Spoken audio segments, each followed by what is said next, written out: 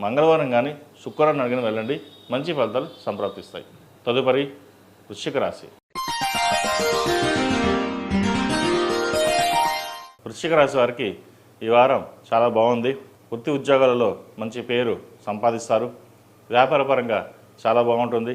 Rotations బాగుంటాయి. సహోద్యోగులతోటి కలిసిమెలిసి ఉంటారు. వ్యాపార అభివృద్ధి కోసం ఎంతో శ్రమిస్తారు.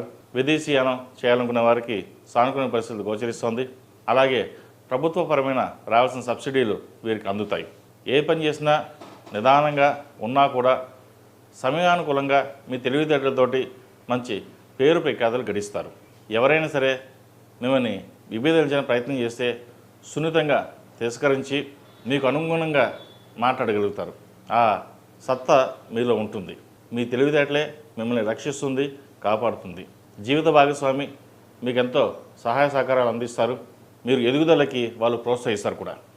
అలాగే ఎన్ని చేసినా కూడా బంధువర్గంలో కావచ్చు, మిత్రవర్గంలో కావచ్చు, మీరు బాగా ఎదుగుతున్నారు అనే ఈర్ష్య ఎక్కువగా ఉంటుంది. తద్వారా ఆరోగ్యపరమైన ఇబ్బందులు ఉంటాయి. ఆ ఈర్ష్య వల్ల డబ్బు మీద నష్టం కలిగిస్తుంది. రూపాయి సంపాదిస్తారు, కానీ ఆరోగ్యానికి 2 రూపాయలు ఖర్చు పెడతారు. ఆరోగ్య విషయంలో కొన్ని జాగ్రత్తలు తీసుకోవాలి. సంతాన పురోగతి చాలా బాగుంది. వారు మంచి అభివృద్ధిలోకి వస్తారు. ప్రభుత్వపరమైన ఉద్యోగం కోసం ప్రయత్నిస్తున్న వారికి మంచి ఉద్యోగం లభిస్తుంది. విదేశాల కోసం ప్రయత్నం చేస్తున్న వారికి విదేశపరంగా వారికి అనుకూలంగా ఉందని చెప్పచ్చు. అలాగే సాఫ్ట్వేర్ ఫీల్డ్లో ఉన్న వారికి, కన్స్ట్రక్షన్ ఫీల్డ్లో ఉన్న వారికి, real estate, fast food centres, ముఖ్యంగా చిరు వ్యాపారస్తులకు, కూరగాయల వ్యాపారస్తులకు ఈ వారం చాలా అనుకూలంగా ఉందని చెప్పచ్చు. ఏదైనా ఒక పని ప్రారంభించేటప్పుడు భగవద్నామ స్మరణ చేసుకుని మీ కులదైవం కావచ్చు, శివనామ స్మరణ కానీ, విష్ణునామ స్మరణ కానీ చేసుకుని వెళ్ళినట్లయితే మంచి ఫలితాలు ఉంటాయి. ఈ నరదిష్టికి ప్రతిరోజు ఇంట్లో ధూపం వేయడం, హనుమాన్ చాలీసా పఠించడం కానీ వినడం కానీ చేయండి.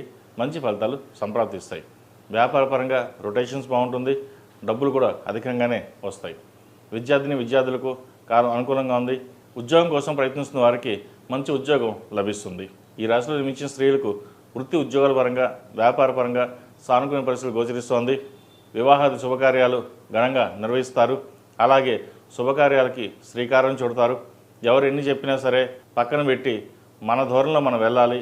ఏదైనా మన నిర్ణయం తీసుకుని వెళ్ళాలి.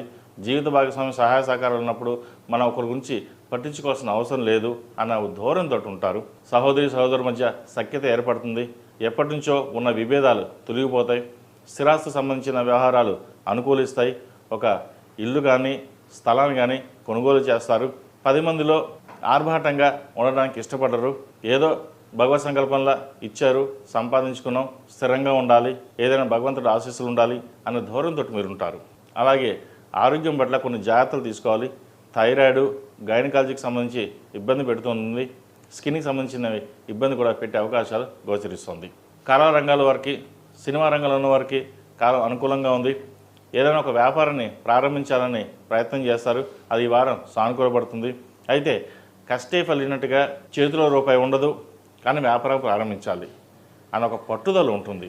అనుకోకుండా ఒకరు మీకు ఫైనాన్స్ పరంగా సపోర్ట్ చేయడం, వ్యాపారం ప్రారంభించండి మేము సపోర్ట్ చేస్తూ అనడం అదొక శుభసూచకం అని చెప్పవచ్చు. అనుకోని ఈ పరిస్థితులు మీకు సానుకూలంగా మలుచుకోవడానికి ప్రయత్నం చేస్తారు. అలాగే విహారయాత్రలు కావచ్చు, దైవ దర్శనాలు కావచ్చు ఈ వారం ఎక్కువగా చేసే అవకాశాలు గోచరిస్తోంది. ధనాన్ని ఎక్కువగా ఖర్చు కూడా చేస్తారు. అయితే ఖర్చు పెట్టేటప్పుడు కొన్ని విషయాల్లో జాగ్రత్త ఉండడం చెప్పదగిన సూచన. ఈ రాశివారు ప్రతిరోజు ప్రతినిత్యం దక్షిణామూర్తి స్తోత్రాన్ని ఎక్కువగా పఠించండి. ఆరోగ్యరీత్యా ఏమైనా ఇబ్బందులు ఉన్నా తొలగిపోతాయి. దక్షిణామూర్తి రూపు కానీ కంకణం కానీ ధరించండి.